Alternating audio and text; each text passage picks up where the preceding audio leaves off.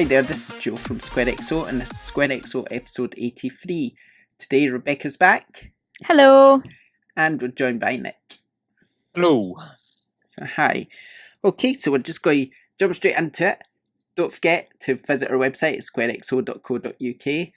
We're on twitter.com/square_XO, and you can back us on patreon.com/squarexo, where you can get lots of added incentive, like our monthly SquareXO extra episode, as well as being able to get mugs, badges, and all sorts of things like that, depending on what level you back us at. So make sure to check us out on Patreon, because it does help the site grow. Of course, we're also on youtube.com/JohansonWater, where you can watch the videos, although there's no video as such, it's just audio. But if you use YouTube more than anything else, then you can go there. We're on Podbean, iTunes, and Spotify, and Google Podcasts as well, so we're everywhere. So there's no excuse not to listen. Leave us a nice review and all that, and it really helps people find us. Good. Pleasantries are out the way. So we can get on with the gaming news now. Okay, there's a wee bit of gaming news so we can talk about. One of the most, I've left two of the most important bits of gaming news to the end, I think, because we're probably going to discuss them in more detail. So we'll just go through some of the other stuff. The first one I've got here is that Subnautica has been dated for December on PS4. Is that a game you know much about, Rebecca? A little bit. I know very basic stuff about it. I think it looks really good, though. It's something that I'm definitely interested in. Yes, for some reason I thought you knew about it, so I thought, I'll ask Rebecca about that one. I don't really know much about it. No. It's not something that's been in my radar, I have to say. But still, I'm sure we'll find out more about it next month if we review it, or if you play it, and then we can talk about it a bit more, I guess. Vermintide 2 is coming to PS4 next month. Anyone know anything about that one? So the Warhammer game. Yeah, it sounds Warhammery, doesn't it? Vermintide. I can't say it's over my head again. Vermintide is not really one that I've paid much attention to, but I presume it is Warhammer Vermintide 2. I probably should have said Warhammer in front of it, just so I didn't confuse anyone. It rings a bell, but not much beyond that. I'm not, like I've said before, I'm not really a big Games Workshop fan, so anything to do with them is just completely not interesting to me whatsoever. But yeah, it's coming next month anyway, for the people who are interested in that sort of rubbish. So, that sort of thing. Okay, PlayStation 4 has now reached 86.1 million units sold worldwide. That's just craziness, isn't it? It's not bad. 86.1 million. When do you think it'll hit 100 million?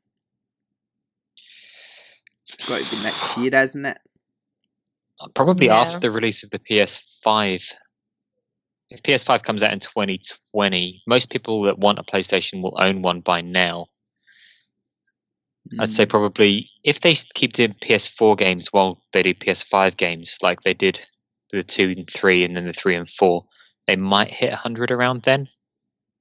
Yeah, and of course they could still drop the price as well, because it's still what is the PS? Isn't the PS4 still about $250 or $230? Rebecca will know better than me. Yeah, around that price. $230, is it?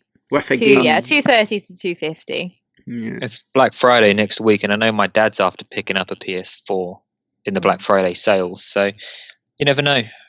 Oh yeah, I'm sure at Black Friday it'll be at least $199. Sweet spot. Imagine once they get PS4 to £9. That'd be crazy. Everyone own one by then, though. Eventually it will go to there, though, before they stop making it. It will eventually get that low. But that's just a crazy price for a console that good. Imagine when it gets that low. There was some other quite interesting stuff. Worldwide software sales were 777.9 million. There's been 11 major updates since the console released, from 1.01 to the current 6.0. Top selling titles, which I presume are digital but maybe not, is Black Ops 2. Is that Black Ops 2? Yeah, it looks like Black Ops 2. World War 2, so 2 Call of Duty ones. FIFA 17, FIFA 18 and Grand Theft Auto 5. We're not unsurprised to see Grand Theft Auto 5 there, are we? Not really, no. The top 5 DualShock controller colours are the sort of gunmetal one, which is number 1. The blue one, which is probably my favourite, number 2. The red one's number 3. The white one's number 4. And the camouflage one is number 5. Apparently, the most popular titles on PS4 are Call of Duty Black Ops 3, FIFA 17, FIFA 18, Fortnite, and Grand Theft Auto 5. And the most downloaded are Call of Duty 3, Destiny 2. What the hell's that game? I can't make out what that game is.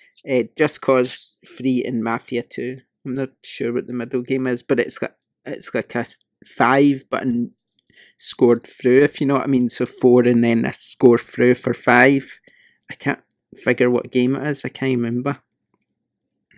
What's no familiar? idea.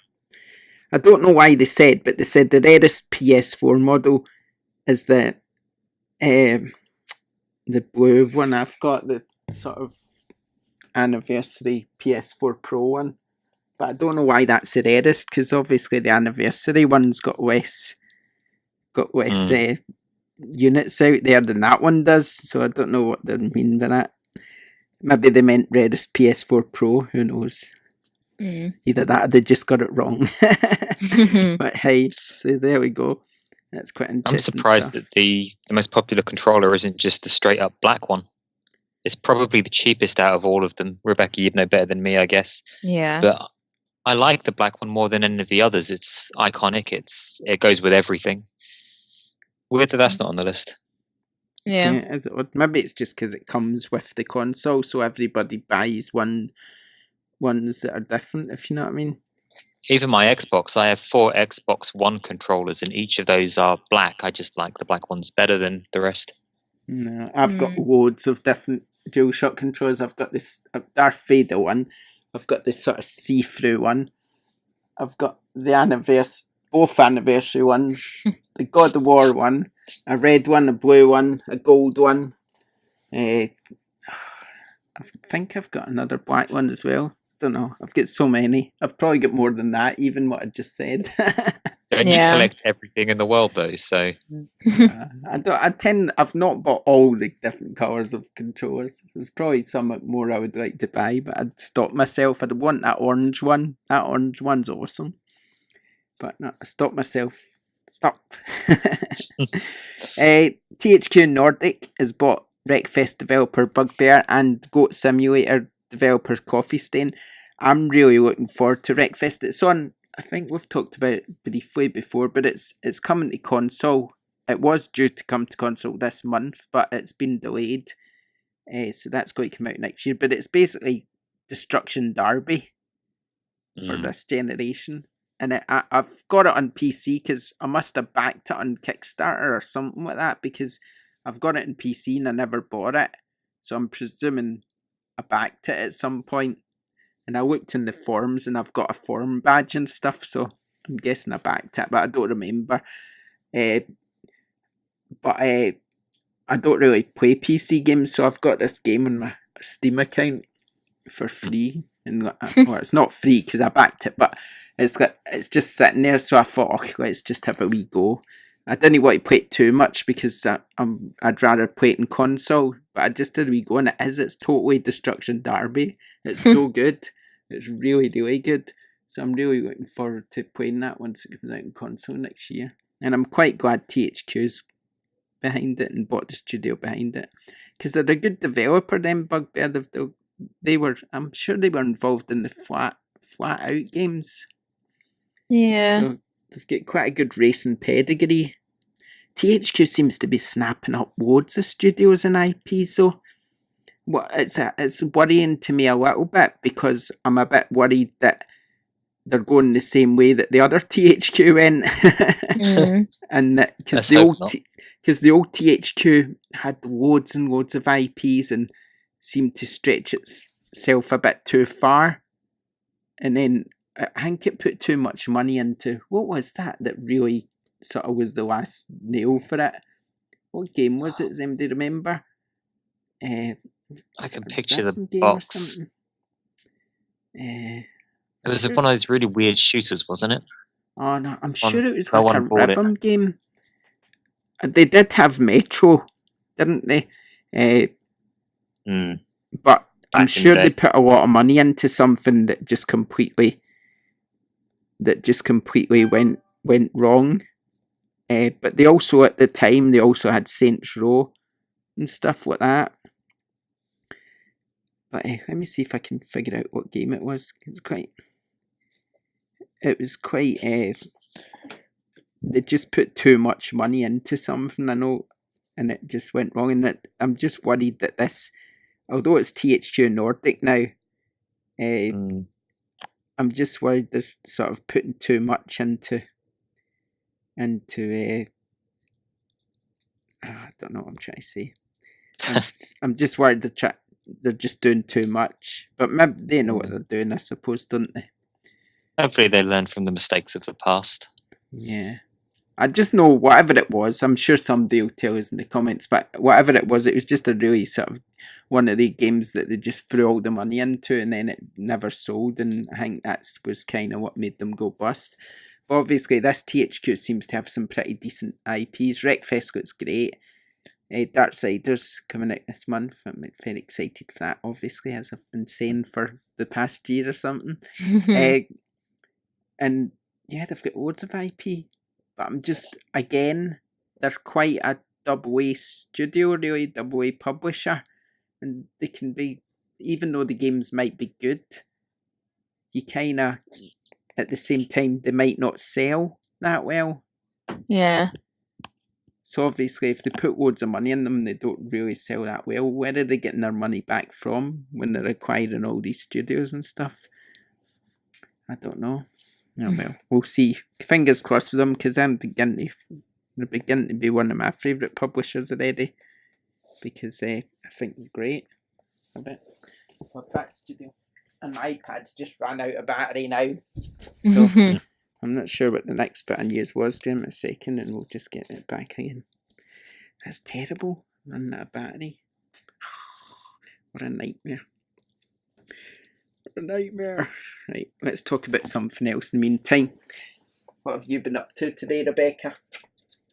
I've been at work, which is interesting. Is it busy now? Isn't it? Yeah, it's always busy this time of year. It's because everyone's excited for Black Friday, so I think that's why. But no, just been playing Red Dead. That's it. And between. Whenever I get the chance to, yeah, I've been playing Red Dead. What about you, Nick?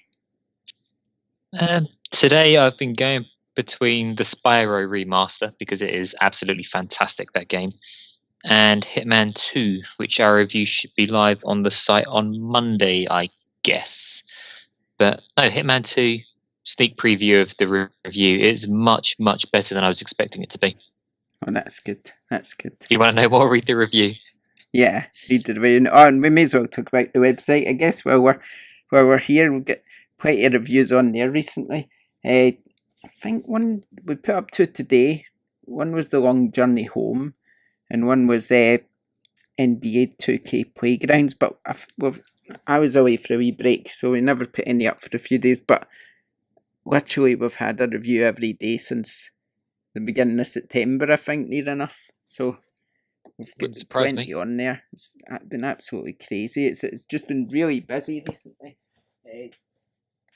for content, so you certainly need to check that out. Okay, we're just need to come back to the news for now. I know we'll talk about some of the main things that's happening, and then we can slip some more news in between.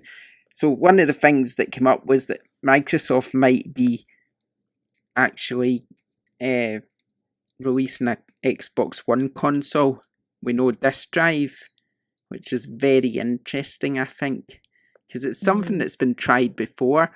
But if you think of the Vita, was it the Vita? No, it was the PSP, wasn't it? The PSP Go, where they released it and it never had drive, and I don't think the retailers were too happy about it. I'm not sure how many of them actually supported it. Maybe some did, but I don't think they were very happy about it anyway. So, I mean, it's quite interesting because Microsoft wanted to do this with the Xbox One originally. They wanted to just release it without the disk drive, I think. So, is it going to work? Is it time now? I mean, they've got Games Pass. You can see the way they are going, can't you? to them, games as Yeah. a service. It seems to me what Microsoft is doing with Game Pass and the way they're aiming it is to say, look, you're not going to be able to buy games for us anymore. Just get Games Pass, and you'll be able to get them all in one place, sort of thing. Because it's quite a good idea if you think about it. Because it guarantees them an income, and it guarantees that every game you're almost able to play every person could play every game. So with Forza, for instance, there might be people out there who think, oh, well, I'm quite like to look at Forza, but this Halo's coming out, so I've only got enough money to buy one, so I'll buy that. So they might never have tried a Forza or whatever. But if you get Game Pass, you can play both. So all of a sudden, you're able to play games you'd never be able to play before, aren't you? I love Games Pass. I think it's amazing. I think it's a brilliant idea. I mean, it's just got PS Now, but it's different in that PS Now doesn't let you play the sort of new games. It's the same thing in principle, I guess, but it is good. So what interests me is that the way that the sales, like Forza, for instance, is in the top 5 of the charts. Even though it's on Games Pass, it seems to be selling really well. So Games Pass is selling games, which is quite interesting, isn't it? Yeah. I'm going to say I'm not surprised. I think it's just because people, especially if they just take the trial and the demo, they only have these games for 2 or 3 weeks, and then they think, oh, well, it's gone now, but they might still want to carry on with that game. So it makes sense that people are going out and buying full versions after they've had the Games Pass demo. Yeah.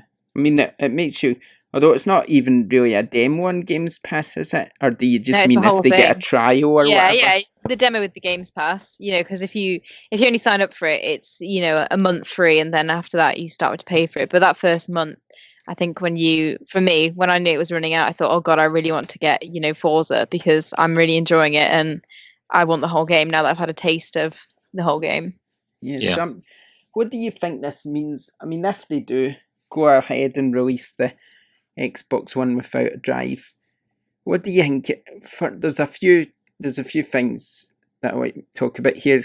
What do you think it means, first of all, for retailers? What do you think they'll think of it? I mean, it's not great, is it, if you're looking at it from a retail point of view, because the entire point of retail stores that we have in the UK that sell video games is that you're buying a physical copy of something. And although most of them, do still sell digital credit, it's a case of you kind of go there, on release days, and you go there on midnight launches, and you queue up because you want a physical copy of the game. So if it's a case of there is no longer any physical copies of the game, I think that it will suffer massively in the UK retail industry. But what can Microsoft do to combat that? One of the things I think they can do is still release a box, but with a code inside. Because what difference does it make where it's a disc or a code? I mean, the thing is, will anyone go and buy a box with a code in it? Because if you just want the box sitting on your shelf, that's fine. But most people want the physical disc that goes with it too. If you're only getting half the collection there, half of what you would get normally, it feels like you're missing out on something. Yeah, but you can still. I mean, I just think a lot of people just like to have a box on the shelf. So to me, that's the way to combat it. It keeps Game happy because they still get boxes to sell, don't they? Yeah. Might not be quite the same, not having a disc, but they still get the box. If it's a collector's edition, they still get the stuff that's in that. Games still get to sell it and promote it. And there are other retailers out there, by the way. And so I mean, it's the best of both worlds for that. That's the solution I see. The other thing is, a while back, all the rage was different stores having different DLC missions. Assassin's Creed was really big on this. If you bought from Amazon, you'd get one mission. If you bought from Game, you'd get a different DLC pack kind of thing, or different skins for your outfits, different skins for your characters, or multiplayer. That is something that they could possibly try if they want to go entirely discless, while still keeping brick and mortar stores engaged. I don't know if I get it. I get why Microsoft's doing it, because the Games Pass, basically, they want to give people a cheap way to get an Xbox and buy Games Pass. That's their whole sort of purpose to it. Do you know what I mean? The thing that caught my gun. But how much is a disc drive, really? 15 quid? Tenner? I mean, how much money are they going to save not putting a drive in it? And how much are they going to pass on to the consumer? I mean, realistically, they can probably buy drives for pennies. Disc drives, they cost nothing. Yeah, but they take up physical space inside the console. And if you're running something like a disc drive, you're going to need more fans to keep the console cool. And on top of that, those fans make noise. Like the PS4 Pro, when that fan starts going, it sounds like a fighter jet. And that's, depending on what you're playing, it can be quite distracting from the game. If you're just watching a movie and that starts roaring. I guess if you never had the drive in there, you could make the console practically half the size, couldn't you? Exactly. So you take the drive out, you make the console half size, and I guess then it would be a hell of a lot cheaper because it'd be cheaper to ship, it'd be cheaper to produce. You'd be able to make more of them and ship more of them. Mm. The thing that caught my eye that I really liked, which if you go back to the Vita, the PSP Go, even that's the one.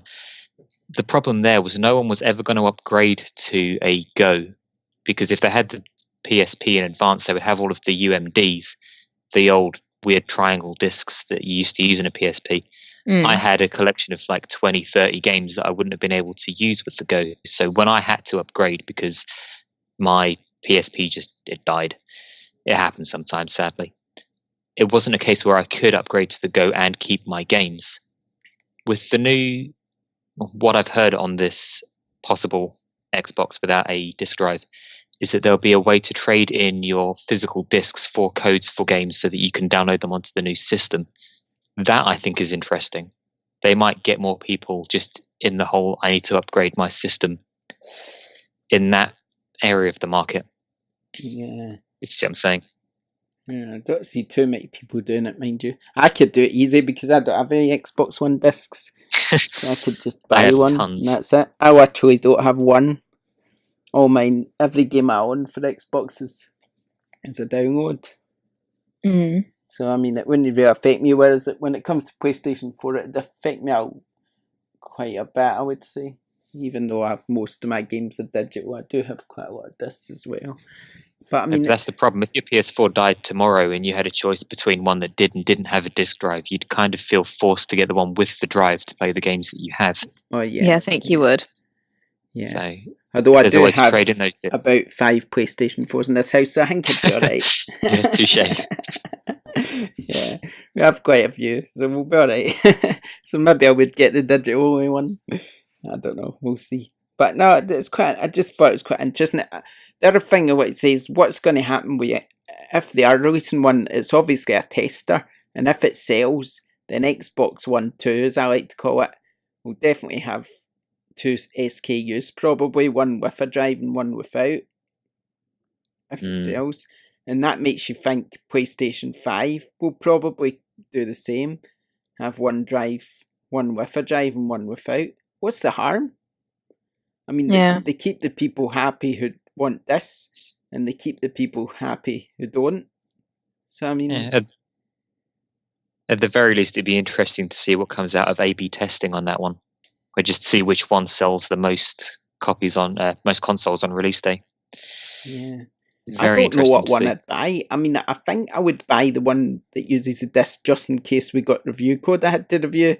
But otherwise, if it was just for me personal use, I'd probably just buy the one without, especially if it was cheaper. Yeah, same. I mean, I would just take the digital one, especially if it was backwards compatibility and I could use the digital downloads. I would just keep my old PS4 probably, and for any discs I wanted to play. Not that I play discs very often, but just in case. Oh well. I just thought it was an interesting topic anyway. Okay, let's move on. We've got our news back now. So that was one bit of news that we wanted to get into a bit more detail about. There's just a few more wee things here. First of all, the PlayerUnknown Battlegrounds is coming to PS4 soon, and it's going to have Nathan Drake in the early items.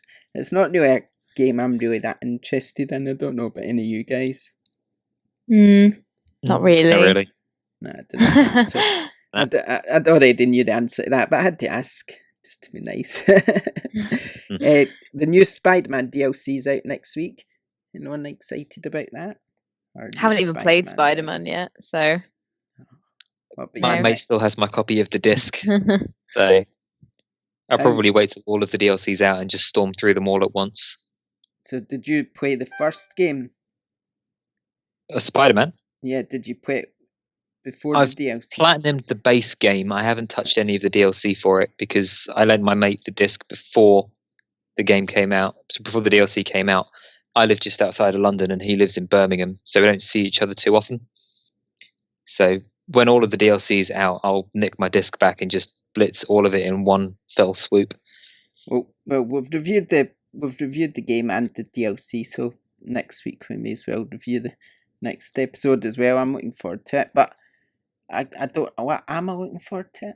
I'm a bit Spider-Man out. Do you know what I mean? Because I've played it so much that I'm a bit Spider-Man. But I think I'll enjoy it. I think once I get into it again, I'll be like, yeah, this is good. But I think it's just there's so many games out at the moment. It's like, oh, I need to try and squeeze that one in now.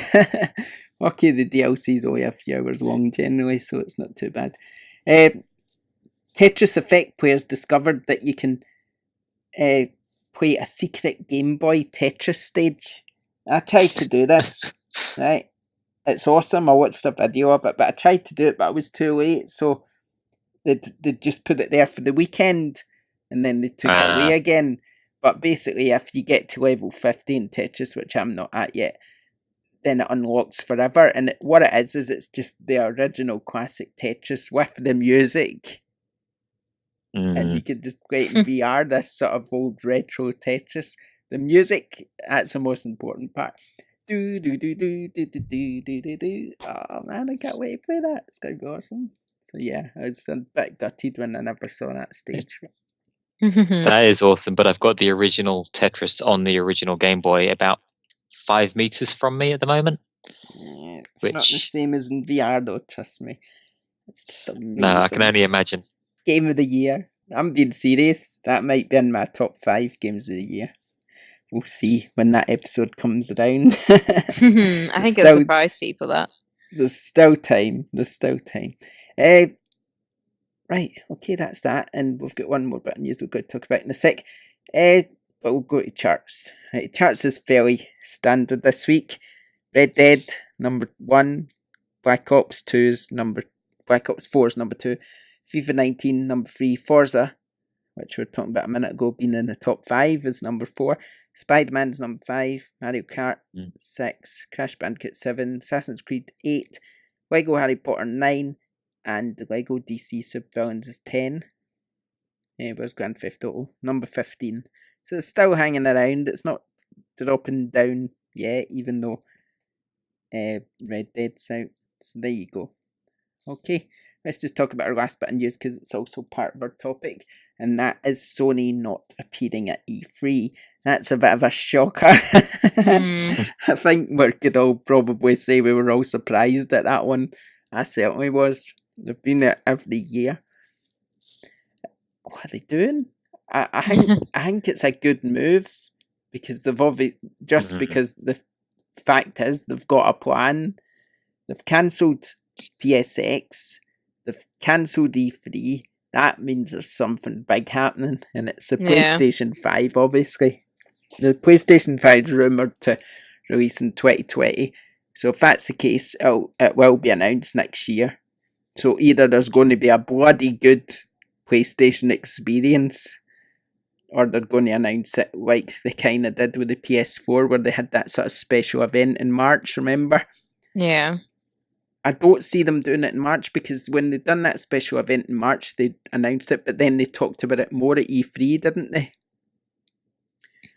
So what they might do this time round, I think, is wait till E3 and Gamescom and all that's out of the way and just do it at PSX next year, right at the end of the year. Well, just, by the way, PlayStation 5, it's on the way. Kind of thing. I think they'll have a big conference and do it in front of the fans at PlayStation Experience next year.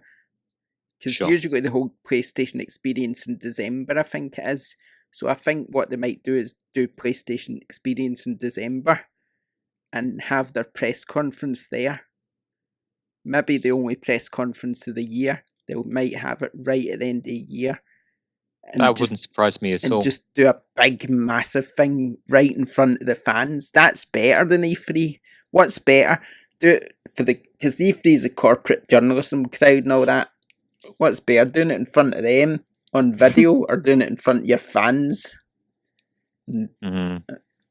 I mean, it seems like a really smart marketing move on Sony's part, this, because just the fact that they're not going, that announcement has generated more hype from them than I've seen for any particular Sony announcement in a while. So people are going to be whatever buzzing. They're planning. And Sorry, say again? People are going to be buzzing, and it kind of opened, even when E3's here, Xbox and Nintendo will be getting compared to Sony, and Sony won't even have done anything. Exactly. And really smart marketing. And everybody will be going, oh, well, Sony wasn't there. That was okay. So Microsoft really needs to knock it out of the park, don't they? I mean, they need to have probably their best conference ever, I would say. And they're going to find that tough to do when they've just bought these studios who won't have anything ready for at least 2 or 3 years. I mean, 2 years, say E3 2020, Ninja Theory and all that, they could probably start announcing their games, but they're not going to be able to announce them next year, are they? Because it would be far too early. They're not going to have anything ready, are they? So Microsoft don't have that many studios, so what are they going to announce? I mean, they might announce a new Halo, maybe another Forza, what they seem to do every year, but it might just be the same old stuff that they always announce, because I don't see how they can announce anything else, really. And, it's about time for a new Halo game, so that wouldn't surprise me. Yeah. It's been, what, two years since the last one? Yeah, it's been a while. So I think what Microsoft will need to do is sign up some exclusives or something. Try and get some big third-party studios to sign up their games or something, because I don't see how they're going to, unless they announce the new Xbox and sort of say, oh, this is in development, that's in development, and get people wound up for it. I don't see what they're going to do. I can see their conference being quite Game Pass focused, because they certainly seem to be going down that route, don't they? Mm-hmm. What's your thoughts on it all, Rebecca? I don't know. I think I kind of agree with what you guys have said in terms of they're obviously getting ready for something big, but I definitely was shocked when I saw that they weren't going to be there. I thought, that's crazy. That's such a big event, and everybody always expects there to be, Microsoft, Sony, Nintendo. So I feel like the event will feel so weird next year with Sony not being there, but I think that they know what they need to do to get the attention, and they look like they're definitely getting ready to announce some sort of big news, which I think we all are assuming is the console. Yeah. It makes you wonder if they'll announce any games alongside it, though. I mean, because if it is coming out in 2020, you can bet sort of later generation games will probably come out. I mean, I feel like Cyberpunk is next gen. Yeah. And then there's quite a few others where you think, oh, they could be, things that are just, to be announced, and we don't really know much, but we know that they're in the works. Death Stranding's surely PS5. Oh, yeah. Probably. We still know nothing about that game, really. I reckon The Last of Us 2 will probably come out on the PS4 and the PS5, similar to what happened with the last game. Yeah, I think so. Because the HD remaster with that was, what, 9 months after release? They announced that? Yeah, I can see that happening. They could maybe even announce a new Uncharted game or something for the PS5. Or maybe Naughty Dog will just do something completely different. That wouldn't surprise me, because Naughty Dog's got 2 teams, haven't they? Yeah. So they're obviously wanting something else. So maybe Santa Monica and Naughty Dog are working on something special for PS5. And I think that Ghosts of Tsushima, is it called? I think that would probably be PS5 as well, because we never saw much about that. So, I mean, they could have some quite big games ready, I think. Not ready as in at launch, maybe at launch, don't know. It's difficult to know, isn't it? It is, yeah. it's still going to be interesting for sure. So I'm looking forward to seeing what comes up. Okay, so yeah, that's that. Right, let's talk about what games we've been playing, Rebecca. What you've been playing? So we've been playing Red Dead, which I'm sure we've all talked about long enough. I'm in the 6th chapter now, so I'm really close to the end, and I've noticed that I'm really dragging my heels when it comes to doing main quests, and I'm spending a lot more of my time just walking around and interacting with strangers, or going to do the side quests, or some of the deck collecting and fossil hunting and stuff like that. I think it's just interesting because it's something that I wasn't going to buy. I wasn't interested at all in it until release day. And I worked its release day, and I think seeing all the atmosphere from that and everybody talking about it, I thought, oh, well, I'll give it a go then. If, it's, it looks good. I couldn't deny that it looked good, but I didn't realize that I would enjoy it as much as I actually did. So I'm definitely at the point now where I don't want it to end, but at the same time, I have lots of other games to play. So it's a bit of a vicious cycle. Yeah, exactly. Yeah, and the other thing I've been playing is The Forest, which I reviewed for Push Square, and that is a open world survival horror game that basically explores the survivor of a plane crash. His name's Eric. He's your playable character, and he is stuck on this island and he's missing his son. So his son and him got separated after the plane crash, and you go around this island and you have to try and survive. So there's crafting. There's basic survival stuff, such as keeping your hunger and thirst on top of. And then as well as that, there's these cannibals on the island, and they are the main enemy. So the entire game kind of ties quite nicely together between very basic survival, which some people might see as just quite droning. It's just keeping your food up, keeping your water up, doing crafting. And then there's these action sequences with these cannibals, and they're genuinely quite terrifying. It's interesting to play, especially compared to Red Dead, because it's a very different open world. What score did you give it? I gave that an 8 out of 10. I really enjoyed it. It's one of those ones where there is an ending, but you have to put so many hours into it to actually get to the ending. So I must have played for like a good 15 to 20 hours, and I did lots of these story elements, and then I spent a lot of time just exploring the different opportunities within the world, which was quite interesting. But yeah, it's a good game. It's something that I can see people, sitting down and really taking just hours just exploring.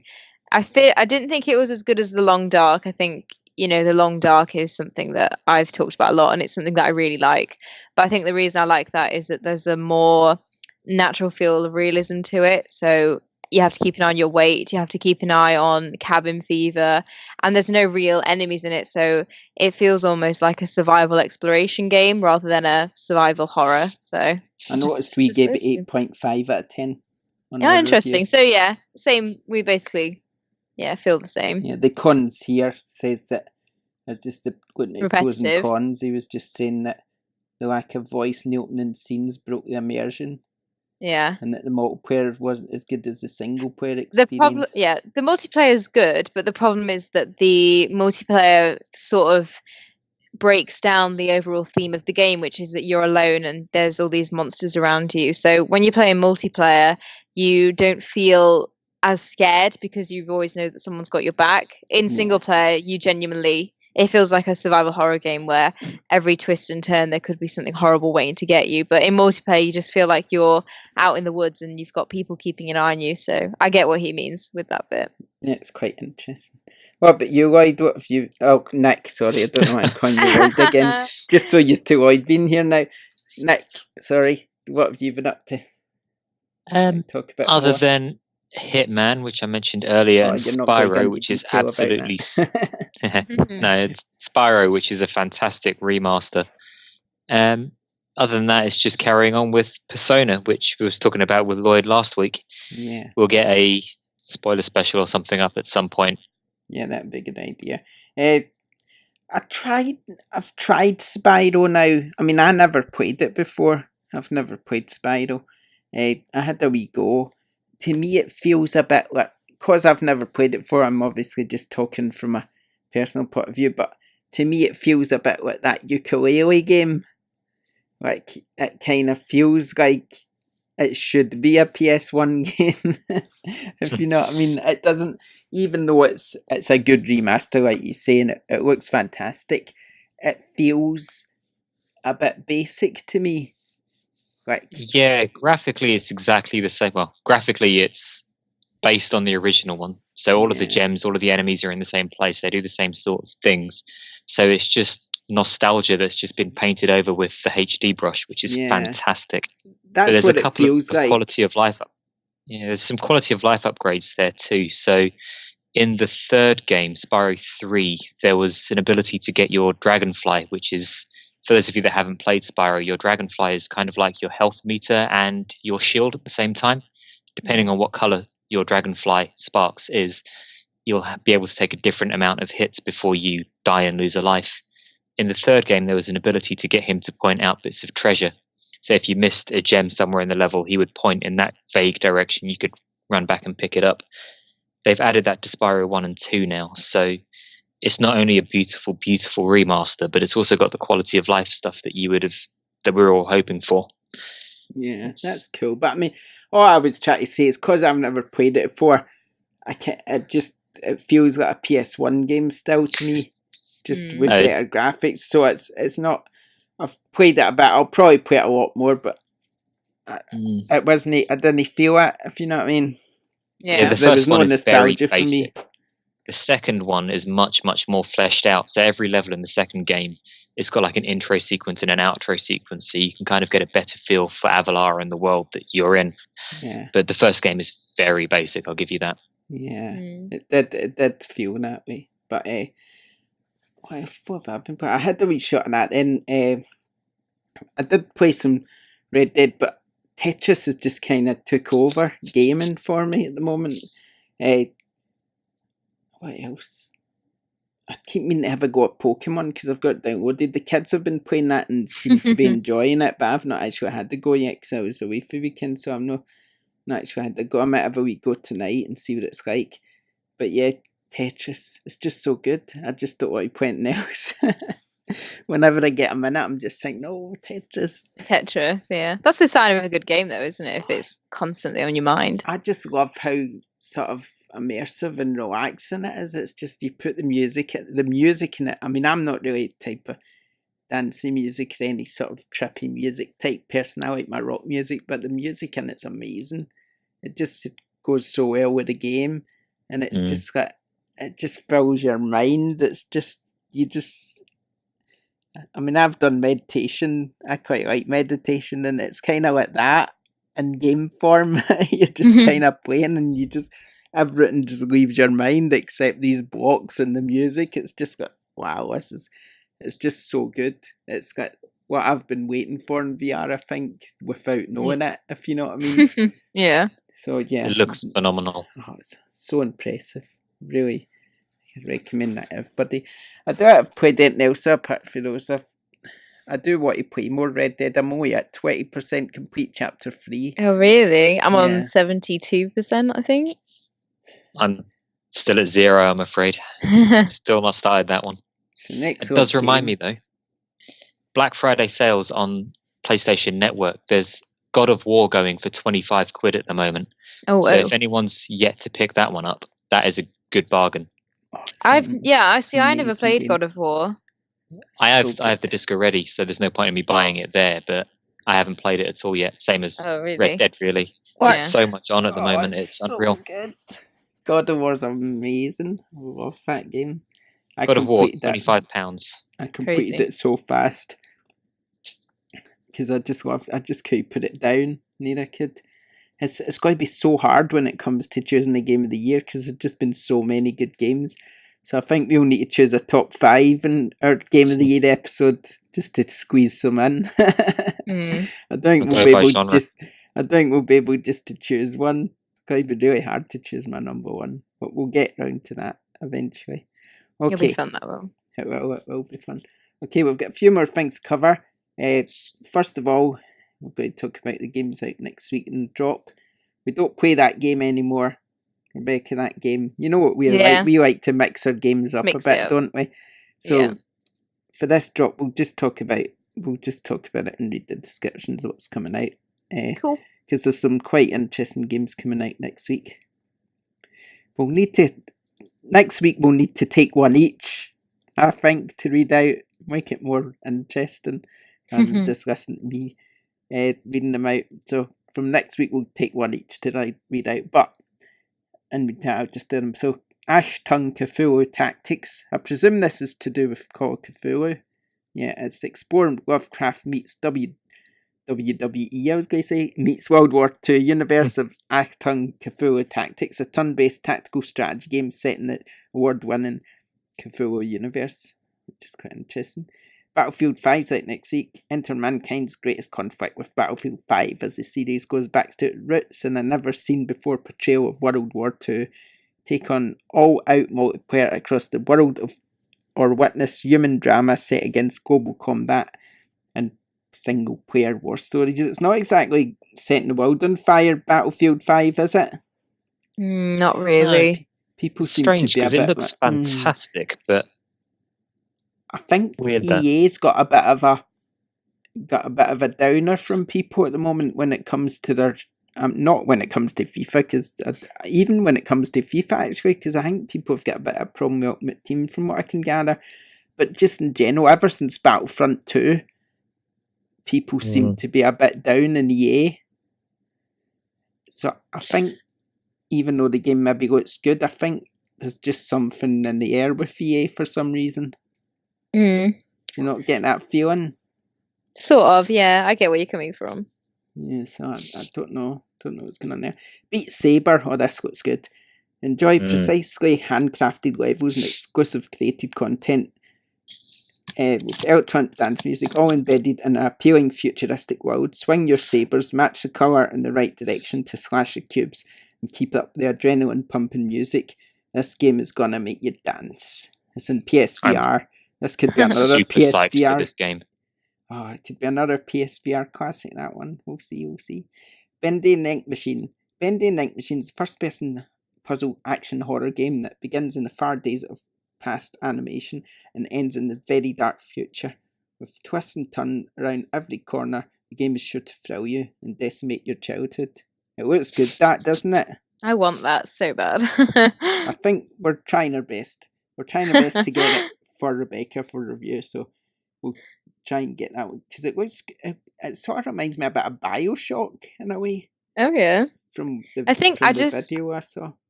Just like dark indie games, and it's just exactly that. Yeah, it looks interesting for sure.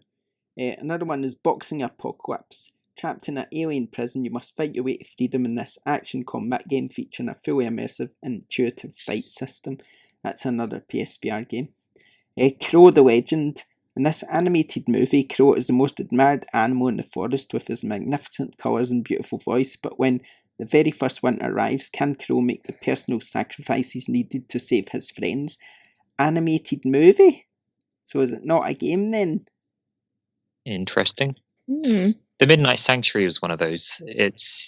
You just play through, just pretty much hitting X in the D-pad with no real meaningful input into it, and they're fun to play through once, but really, really hard to review. Yeah, I can imagine. Yeah, Farming Simulator 19.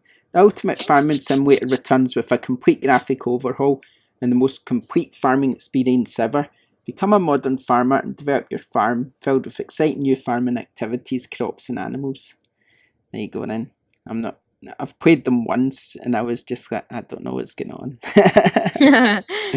I was just driving back and forth ploughing a field. I think whether I did it right, I don't know, but I didn't get it.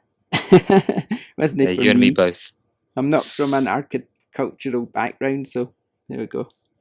Flashback 2142. After fleeing from a spaceship but stripped of all memory, the eminent scientist Conrad B. Hart awakens on Titan, a colonized moon of the planet Saturn. He must find his way back to Earth, defend himself against the dangers he encounters, and unraveling an insidious extraterrestrial plot that threatens the planet. Interesting. Maybe isn't that a remaster Flashback? Is that not something that was out before? Doesn't ring a bell here. I don't know why it does to me. I think it's probably because Josh said he used to play it when he was little and he wants to review it. I'm sure that's the one he was talking about. Right, I'm going to try and say the name of this one. Gundamoniums. Gundamoniums is a revamped version of a Japanese PC classic, first released in 2003. This side-scrolling high-speed Danmaku shoot 'em up has a focus on navigating the mazes created by the curtain fires. That just sounds odd to me. I don't understand it. Never mind. Marvel Spider-Man Turf Wars. Spider-Man must put an end to turf war erupting between the Magia crime family and the gang leader Hammerhead before Marvel's New York becomes its greatest casualty. Ooh, that sounds exciting. Mecha Wars Desert Ashes. A classic reborn, casual turn-based strategy in a land of fantastical creatures and deadly machines. In the aftermath of the Great Flood, a vengeful leader threatens to conquer the world with the aid of a once-lost technology, and only a small but determined army stands in their path. That exciting, anyone? Yeah. Yeah, just there. Don't really know anything about it. Slayaway Camp Butcher's Cut. A killer puzzle game where you control Skullface, an adorable demented murderer, across hundreds of isometric puzzle levels in a darkly comedy homage to 80s horror movies. It's a PSVR game. It looks a bit blocky, a bit like Minecraft from the thumbnail. Not sure about that one. Squishies. Get lost in the cheerful world of adventures. Squishies is a single-player puzzle platform built exclusively for PSVR. Solve puzzles and save squishies, or be creative and build your own levels, then share them with the community. Do you think that's squishies as in that thing that all the kids like? Those sort of squishies? I don't know. I've never heard of squishies before. They're kind of like stress balls. Oh. But what we Fair enough. But what wee faces on them and stuff. Me and Nick just sound so clueless. We're like, A okay. puzzle platformer in PlayStation VR I'm struggling to wrap my head around that. What, squishies? No, a single player puzzle platform experience built exclusively for PlayStation VR. That's what you said, right? Yeah. Seems, You imagine jumping off of a platform in that and you miss and you plunge to your death. That just sounds Have you ever played a platformer in PSVR? Only a few years back at one of the Eurogamers. There was this one where you're walking around inside what's that painting where the stairs are going in weird directions? MC Escher's staircase painting. And I fell off the cases on that one of the staircases and started plummeting towards the earth. I have never pulled a headset off my head that fast. I was not played Moss. It was oh awful. my god. You've not played Moss. You've not played Astrobot. They're both absolutely amazing platformers in VR. They've both nailed how you do platforming in VR, and there's nothing like it. Honestly, they're brilliant. Both those games are absolutely amazing. You're just kind of I don't know how to explain it. Even you're just kind of looking down on them. It's just the way it's done is just perfect. It just kind of immerses you in it. You're kind of like the overlord to this platform game, if you know what I mean. You're kind of, it's like doing it on the TV, but you're kind of there in it. We're all around you, and it's just, it's so hard like to explain. The Little Big Planet level builder kind of thing. Yeah, maybe, yeah, could possibly like that. But you need to see it to believe it. I think, especially Moss and Astrobot, they're both really good ways. They're both really nailed the way you do VR, I think. So if you ever get a chance to try them, you should do. I'll be getting a VR in the Black Friday sales, and the one that I'm looking at the moment has Astrobot included in it. So yeah, get that. Then 179 in it. Yeah, that's the one. And you get PlayStation Worlds with it as well. Yeah, well worth it. Stormboy, based on Colin Field's 1964 children's book of the same name, Stormboy takes place in the beaches of South Australia near the mouth of the Murray River, where the titular protagonist rescues orphaned pelican chicks, one of whom later becomes the child's pet and faithful companion, Mr. Percival. There we go then. Titanic VR. Titanic VR is a driving simulator and immersive interactive story. You'll leave with a greater understanding of the historic tragedy that unfolded in 1912, leading to the sinking of the world's most famous ship. Oh, that could be interesting if you're into your history. Yes. Well, I'm into diving. I've never done wreck diving before, but I'd be after that. Right, and the last one, YouTuber's life. Oh, God. Become the most successful YouTuber. Thought the same thing. It might give you some tips. Become the most successful YouTuber on the planet. Create videos, get subscribers, attend events, interact with your fans, and grow your channel. Live a true YouTuber's life. It's do you know what? I really liked Game Dev Story. It sounds a bit like that, but for YouTube. Yeah, I've seen trailers for this kind of thing, and it looks like a really, really extremely dumbed down version of how you would film something, edit it, put it up on YouTube. So it's a basic overview. It looks all right, but it's a gross oversimplification of how easy it is to get big on YouTube. Yeah. Well, maybe it'll inspire somebody of the future. You never know. Hopefully so. Okay, it's time for Guess the Game. Rebecca's not played yet. I haven't. Do you know how to I don't know play? how. No, please remind me. Okay, it's quite simple. You get 3 words, and each. The first word is worth 3 points. The second is worth 2, and the last word is worth a point. So, if you guess the game in the first 3 points, second 2, 1. And the words is kind of descriptive. Sometimes the words might just kind of, whatever the word is, it will kind of give you a hint to what the game is. And it will get easier as the sort of points go down, if you know what I mean. So we do 3. We had open world, sandbox, and then dragons. The game was Skyrim. Yeah. Oh, okay. Yeah, that makes sense. Exactly. So it's just a case of who's going to win. You win. We count the points this time, so there'll be a winner. No prizes, but it's still fun. So Lloyd won last week, I think 4-2. So next. I suck at this game. Oh God, I'm not going to be very good. I can already tell. Okay, so the first one, right? Here we go. Oh no, we need a buzzer. Oh, we need buzzers. We need buzzer noises. Buzzer. Choose your buzzer, Becca. I'll be again. Okay. Oh, okay. I'll do a ding. Okay. Right. Get ready then. The first word for the first game is summer. Oh. Summer. Yeah. Hello neighbor. That's kind of summery. No. It's dark. Hello neighbor. It is, yeah, but you can have a guess, Rebecca, since Nick went first. My God, I can't even think. Summer. It's pretty VR Islands. No. Okay. Word 2. Speed. Speed. Oh my God. One of the Burnout games? No. Burnout New Paradise? No.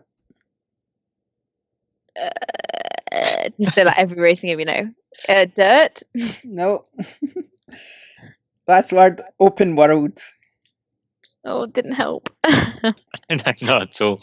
I'm all for open world racing games. These are quite hard words. Is it Crew? Crew 2? No. Nick? I'm still just thinking of Burnout Paradise, mostly because I love that game. That, you need to choose a different one. I have no idea then. The Crew was the one that came to mind. That's the one where you get to drive around like a world map. So you drive from Scotland to Bristol in like 30 seconds. Is it Forza? It was, but I'm not giving you 8 points because I thought it might be Forza. I'll say Forza then. Forza. She gave me that. So nobody's getting 8 points for that. That was hard. It's a fail. Right, this one's a bit easier, I would say. I could have probably chose better words for Forza, but they're just the ones that came to my mind when I was thinking of it. Okay, the next one for 3 points. Rules. Rules? Yeah.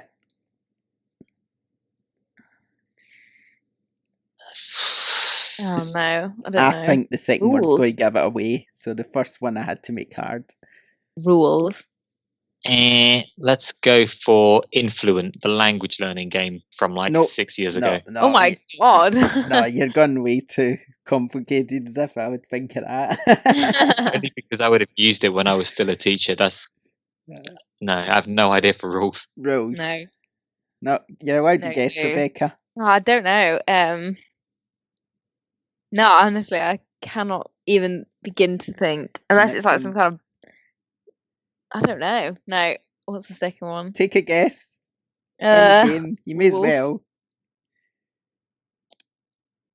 I can't even think what rules could be. I don't know. Like, is there a virtual chess game or something? No. Decent guess, I guess. Right, the next one's going to give it away, so be ready with your buzzers. Grass. Rules and Is grass. it? Could you give it away? I give it away to me, but maybe that's just me. Rules and grass. I don't know. Some kind of lawn bowls game? No. No No. idea. Think of a game with rules and grass, Rebecca. I don't think I've ever even heard of a game with rules and grass. I don't know. Rules is really throwing me off here. Is the third one easier too? I thought this was easier. Yes, the third one will surely give it away. I don't know if it will Oh, or you not. say that. Maybe I But... should make it easier. Rules and grass. Go. What's got rules in this on grass? I don't know. I could make a better guess than lawn bowls, but I think it's Rebecca's guess anyway. Go on, Rebecca. I don't know. Plants vs Zombies. Nah. I haven't got Okay, a clue. here's the last one. Surely this will give it away. Crowd. Is it FIFA? Yes. Oh There my we go. god! I was thinking completely different. Right. That's like- Nick, That could Fine. be anything. It could be rugby. It could be lawn darts. Yes, that's the point. You need. Yes. Right, I think Rebecca's got a good chance of getting this next one, but who knows? Who knows? Maybe Intrigued. Oh, we had Yes. Bloodborne last week, so it's probably not that. this Yeah, could be that's a the shame. this could be the deciding. I've only got 3 games down, so this is the decider, really. At the moment, Okay. it's 1-0 to me, isn't it? 2. You got it. Oh Two. no, it I'm is rubbish 1. at this. You got it. What did you get it on crowd? Oh, it is 1 point. Yeah, it's 1. Yeah. Okay, here we go. First one. Wilderness. Ding. Horizon Zero Dawn. No. No. That was going to be my guess entirely. Was it? Red Dead Redemption 2? No. Right. Okay. Next one. Lonely. Lonely. God, this is a hard This is game, isn't whatever it? my thing is. Wilderness and Lonely. Going to go with something like Edith Finch. You're on the right lines, I would say, Yay. but no. I feel like Edith would have been House. House would have been a good one for Edith. Yeah, I've not played that. Oh, it's so What's- good. Oh, what's Right. there's Okay, another you one got a like that guess, as well, Rebecca? around this island. Oh, no, I don't know. It's not Inside, is it? No. Okay. Last one is emotional. This is a really hard game. This is solid. I'm going to make these easier, I think. Wilderness, lonely, emotional. Think of a game that's in the wilderness where you could be lonely and it's quite emotional. Oh, Gonna Journey. Go with flower. Oh, no, it's not Journey. Damn it. Is it that flower game where you get to be a petal on the wind? No, it's not. It's Firewatch. Oh, damn it. Oh. I would never have guessed that in a million I would years. have guessed if you'd said like fire. Maybe I should have said trees or something. Fire. Maybe. Watch. Fire. I should have said that. I'll make them easier next week, I promise. They were all quite different. Well, I thought FIFA was easy, but then I would probably have got FIFA. Mm. Forza was quite hard, I'd say, I guess. I should have. Damn, I should have been here for the Bloodborne one. I would have been Yes, amazing you at should that. have. I think it was probably easier last week. Do you reckon, Nick? Yeah, definitely. I probably stepped up the difficulty a bit too much this week. So next week I'll try and dim it down a bit. It's a new game. I like this game though. It's a fun. good one. We just need to work on it, Rebecca. Yeah. Let us know Okay. in the comments if anyone managed to guess any of these. Yes, it'd been interesting. No, so 1-0 to Nick. Rebecca's. I'm rubbish. You need to win one now. Lloyd's Yeah. won. Next one. Becky needs to win one. Somebody else can have a go at some point, and then I can play. Okay. I'll There you have a go. think over the week, see if I can come up with some questions for it. Yeah. Okay. So yeah, let us know if you got any right. Interesting to know. That's because we failed this week, but oh well. You never know. We'll get better next week. Okay. Is it still November next week? Yeah. Yes, it is. Yes, it is, yeah. So not quite time for our 2 special episodes. They'll come December, our Game of the Year, and also our Look Forward to 2019. It's our 2 separate episodes. We think we'll probably have 2. We might have 2 or 3 episodes in December. I'm not sure yet. It won't be, because we'll have a wee break at the end of the month. So we'll see. We'll let you know. Okay, thanks for joining us, everyone, for this episode. That's fun. Don't forget to follow us in all the usual places that we mentioned at the start. And we'll see you next time. Thanks for now. Bye. Bye.